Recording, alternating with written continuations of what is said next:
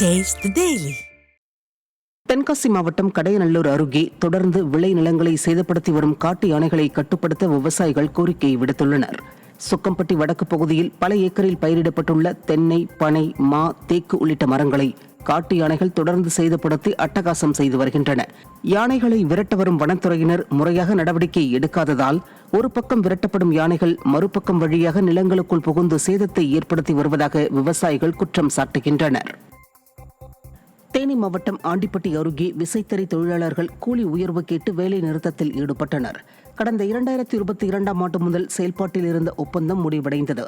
இந்த நிலையில் புதிய ஒப்பந்தம் போடுவதற்கு உரிமையாளர்கள் முன்வராததால் ஆத்திரமடைந்த விசைத்தறி தொழிலாளர்கள் கூலி உயர்வு கேட்டு வேலை நிறுத்த போராட்டத்தில் ஈடுபட்டனர்.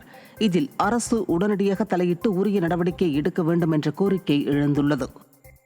திண்டுக்கல் மாவட்டம் நத்தம் பகுதியில் மாற்றுத்திறனாளிகள் அளிக்கும் புகார்களுக்கு காவல்துறையினர் முறையாக நடவடிக்கை எடுப்பதில்லை என்ற குற்றச்சாட்டு எழுந்துள்ளது.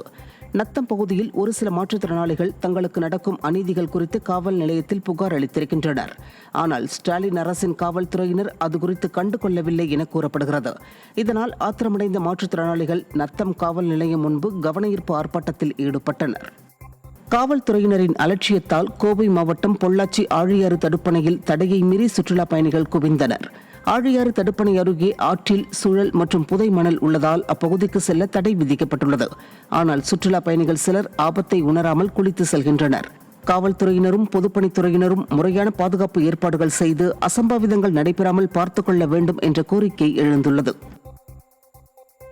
மருத்துவ கழிவுகள் கொட்டுவதற்காக கேரளாவிலிருந்து லாரி வந்துள்ளதாக வதந்தி பரவியதால் திண்டுக்கல் மாவட்டம் பழனி அருகே பரபரப்பு ஏற்பட்டது. கேரளாவிலிருந்து மருத்துவ கழிவுகள் உள்ளிட்டவை விடிய அரசின் காவல்துறை மெத்தனப்போக்கு காரணமாக தமிழகத்தில் கொட்டப்பட்ட சம்பவம் சமீபத்தில் அதிர்ச்சியை ஏற்படுத்தியது. இந்த நிலையில் கேரள மாநிலம் பாலக்காட்டிலிருந்து தூத்துக்குடி நோக்கி சென்ற லாரிக்கு பின்னால் துர்நாற்றம் வீசியுள்ளது. இதனால் சந்தேகமடைந்த சுகாதாரத்துறையினர் அந்த லாரியை சத்திரப்பட்டி சோதனைச் சாவடி அருகே மடக்கி பிடித்து ஆய்வு மேற்கொண்டதில் முறையான ஆவணங்களுடன் கழிவு மீன்களிலிருந்து எண்ணெய் எடுப்பதற்காக கொண்டு செல்லப்பட்டதால் அந்த லாரி விடுவிக்கப்பட்டது. நெல்லையில் பராமரிப்பு பணியின் போது பலியான தற்காலிக மின் ஊழியரின் உறவினர்கள் உடலை வாங்க மறுத்ததால் பரபரப்பு ஏற்பட்டது. மருதம்புத்தூர் பகுதியைச் சேர்ந்த பத்ரகாளி என்பவர் மின்சார பராமரிப்பு பணியை மேற்கொள்ளும் போது மின்கம்பம் சரிந்து விழுந்து விபத்திற்குள்ளானதில் உயிரிழந்தார். மின்வாரிய அதிகாரிகளின் அலட்சியத்தால் அவர் உயிரிழந்ததாக கூறி உறவினர்கள் அவரது உடலை வாங்க மறுத்து போராட்டத்தில் ஈடுபட்டனர். இதையடுத்து பாதுகாப்பு பணிகளை முறையாக மேற்கொள்ளாமல் பணியில் ஈடுபட செய்த அதிகாரிகள் மீது உரிய நடவடிக்கை எடுக்க விடியா திமுக அரசுக்கு கோரிக்கை விடுத்தனர். அந்த தொழிலாளி மேலே இருந்து கீழே விழுந்து போல் ஒடிஞ்சு விழுந்து உயிரிழக்கார். அப்பவும் ஒரு சரியான மேற்பார்வை இல்லை, சரியான பாதுகாப்பு மேற்பார்வை இல்லாத காரணத்தால் அவருடைய உயிர் இழக்கக்கூடிய ஒரு சூழல் வருது. நாங்கள் அதைத்தான் என்ன சொல்கிறோன்னா, காலி பணியிடங்கள் நிரப்பணும்னு சொல்லி தொடர்ச்சியாக வலியுறுத்திட்டு வரோம். அந்த உயிர் அநியாயமாக பறி போச்சு.